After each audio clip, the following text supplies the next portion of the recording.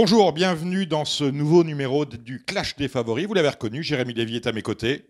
Bonjour Dominique, bonjour à tous. Comme pour le Prix d'Amérique Races The Turf, nous allons débriefer les favoris de la réunion du Prix de France, la Speed Race The Turf. 9 courses, 9 favoris à battre ou pas. Quand le favori est dans les 3 premiers, ça ne paye pas forcément. En revanche, s'il est battu, cela peut vous rapporter quelque argent. On va faire le tour des chances des uns et des autres. Cette réunion du Prix de France The Turf débute avec le Prix de Montebourg. C'est une course au trot monté réservée à des 6 ans. Belle course avec un favori. Il est associé à l'étrier d'or, Alexandre Abrivard. C'est Héros de l'Ormerie. Est-ce que c'est un penalty, mon cher Jérémy? Un cheval qui reste un petit peu délicat, hein. Il avait gagné en 11-8 l'avant-dernière fois. Pas forcément très fiable, donc il peut être battu. Donc, avant le coup, c'est un logique favori, mais il peut être battu. Vous mettriez quelle note sur 10? C'est la nouveauté, on va mettre des notes.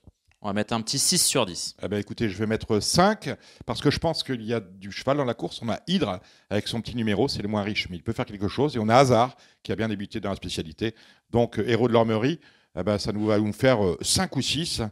À voir, il peut être battu. Pour la deuxième course du programme, nous sommes sur la distance classique, les 2700 mètres de la grande piste, avec un joli lot de mâles âgés de 4 ans. Le favori, Jérémy? Jewel de la Côte, le numéro 8, qui vient de faire impression sur le parcours qui nous intéresse. Alors, Jewel de la Côte, oui, il a certes gagné de belle manière, à très belle cote, mais auparavant, c'était un peu des courses poubelles. Oui, c'est vrai qu'il était bien meilleur droitier auparavant. Le fait d'être déféré des 4 pieds l'a vraiment avantagé la dernière fois. Maintenant, ça reste un favori fragile. Vous l'avez dit, là, il était vraiment délaissé la dernière fois. La cote, enfin la note que vous allez lui mettre à ce Jewel de la Côte? Je vais lui mettre juste la moyenne, 5 sur 10, je pense qu'il est prenable. J'aime bien son compagnon de boxe, le numéro 4, Jalon du Goutier, qui va certainement avoir son sillage très rapidement. Eh bien, moi, je vais lui mettre un 2 et je voterai pour Jetlag de Beaufour. Alors, vous mettez combien? 5, je mets 2, on fera la moyenne.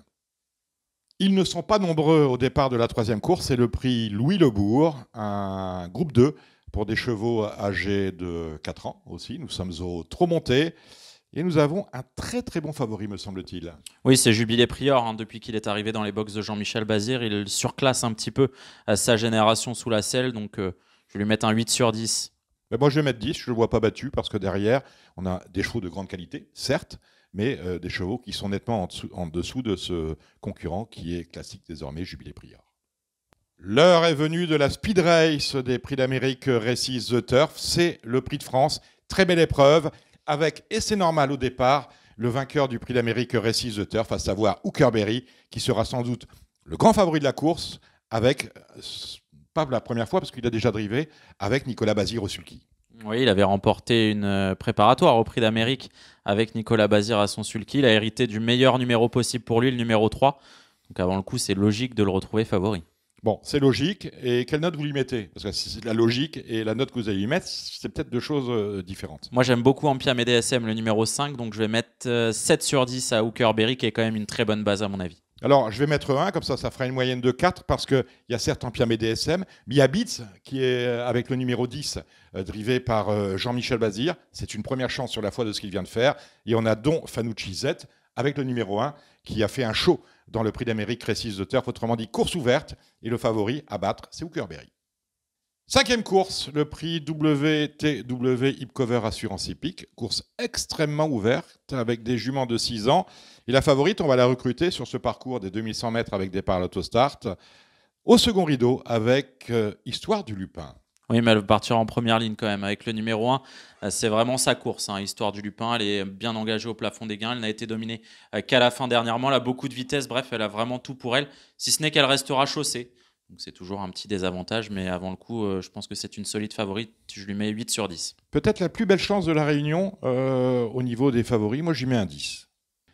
Nous en sommes déjà à la 6e course avec le prix 20 minutes, le prix des Vosges. Alors, course extrêmement compliquée. Au départ, des chevaux qu'on en connaît bien, des chevaux d'âge. Et on est sur 2 échelons de départ, sur la distance de 2850 mètres. Vous avez voté pour celui qui a mis dans la course le seul émoji vert par rapport à tous ses adversaires. C'est Gamin Jabba, entraîné drivé par Jean-Michel Bazir. Oui, il fait un hiver tout à fait honorable. C'est une très belle course pour lui. Maintenant, il rend 25 mètres. Ce n'est pas non plus le plus courageux des représentants de JMB. Donc, je lui mets une note de 6 sur 10. J'aurais du mal à jouer quelqu'un contre, mais j'ai du mal à voter pour aussi. Le problème, c'est qu'à ce moment de l'année, à ce moment du meeting, eh bien, il faut souvent privilégier la forme plutôt que la classe. Lui, on ne peut pas lui reprocher d'être en forme, mais je trouve que la course est extrêmement ouverte. Il peut être battu par tous les autres adversaires. Difficile d'éliminer un concurrent. Donc, j'y mettrai un petit 4 pour ma part. C'est l'autre temps fort de cette réunion de Vincennes. La 7e, le prix Ovigne-Moulinet. Ils ne sont que 7 au départ, mais on a le favori, je ne sais pas si on va dire malheureux, le favori malchanceux. En tout cas, il a été disqualifié dans le prix d'Amérique Races the Turf. C'est Idaho Tillard qui court un peu avec ses enfants, qui peut le plus, peut le moins. Mais attention, sur sa route, il y a un certain, lui, qui n'a pas été disqualifié dans le prix d'Amérique Races the Turf. C'est Italiano Vero qui s'en était classé 3e. Est-ce qu'Idaho Tillard, c'est un pénalty? Oui, avant le coup, il va remettre les pendules à l'heure. Je lui mets 10 sur 10 sans sourciller. C'est dommage de ne pas l'avoir au départ du Prix de France pour le sport, mais son entourage a fait le choix de la facilité et c'est tout à leur honneur. 10 sur 10, je valide absolument. C'est l'un des coups sûrs de cette réunion de Vincennes. Ouh, que c'est compliqué ce prix de Rouen. Il y a du monde, des chevaux âgés de 6 ans. Sur la longue distance de 2850 mètres, ça risque d'être la foire d'empogne. On a Michel Lenoir qui nous présente son INMI.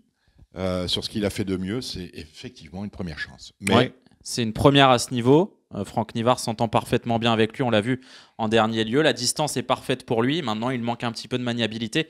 C'est ce qui peut pêcher pour lui à ce niveau. Oui, parce qu'il y a du monde, tout le monde part du même échelon. Ça va être un peu la guerre au départ, sur cette aire de départ de 2850 mètres. Donc, effectivement, cela peut pêcher. Et d'autant qu'il y a des chevaux très en forme qui peuvent venir le titiller, voire le contrarier. Votre note pour cet INMI, mon cher Jérémy? Je vais mettre un 6 sur 10. Ah bah écoutez, je vous suis sur le 6. En valeur, il est au-dessus du lot, mais il y a le parcours et il y a les adversaires. Avant de fermer l'hippodrome, nous allons assister au prix d'Oloron. C'est un prix de série pour des mâles âgés de 3 ans. Très belle course avec un, me semble-t-il, très bon favori. Oui, Karma Quick, qui est un super poulain qui gravit les échelons assez rapidement. Il a fait grosse impression la dernière fois. Théo Duval d'Estaing le connaît parfaitement bien. Avant le coup, il présente de solides garanties. On va lui opposer Crack Time Atou. Oui, bien évidemment. Et puis hein. Kalino Quick, qui n'a pas beaucoup de gains, mais qui est un poulain qui vient de faire grosse impression. Donc on va s'en méfier. Mais Karma Quick, il mérite un 9 sur 10. Ouais, peut-être le trio ordre avec les 3 chevaux qu'on vient de citer. 9 sur 10, je vais être un peu plus large que vous. On va mettre un 10 à ce Karma Quick. Allez, on va récapituler les favoris dont on a parlé dans ce programme. Avec, dans la première, le 6, c'est Hugo de l'Ormerie. Nous avons ensuite le numéro 8, c'est G-Well de la Côte. Le 8, encore, c'est Jubilé Prior dans la 3e course. Le 3, Hookerberry, le vainqueur des prix d'Amérique Races the Turf. Et dans la 5e, l'As, c'est Histoire du Lupin. Oui, et ensuite le 609, Gamin Jabba avec Jean-Michel Bazir. Le 706, Idaho Tillard, qui sera un petit peu le soleil de la Réunion. Le 808, INMI. Et puis on terminera par le 907, Karma Quick. Alors les plus sûrs pour nous, vous le savez, c'est dans la 3e, Jubilé Prior avec son numéro 8. On a Histoire du Lupin dans la 5e avec son numéro 1, derrière l'autostart. Idaho Tillard dans la 7e avec lui le numéro 6. Et on termine avec Karma Quick qui sera difficile à prendre dans la 9e. Nous vous remercions d'avoir suivi ce nouveau numéro du Clash des favoris. On se retrouve très vite.